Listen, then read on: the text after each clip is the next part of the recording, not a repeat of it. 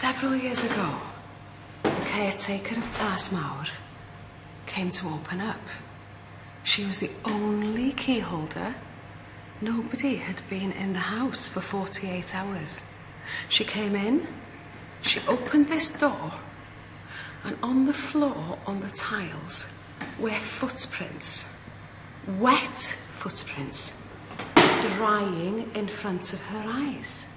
She had such a shock, she rushed out to the high street, went next door, brought a friend back in to witness these footprints.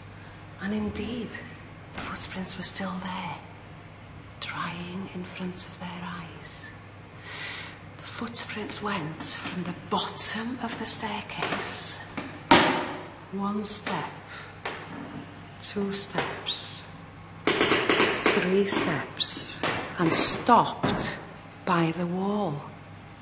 The owner of those footprints had walked straight through that wall. Follow me.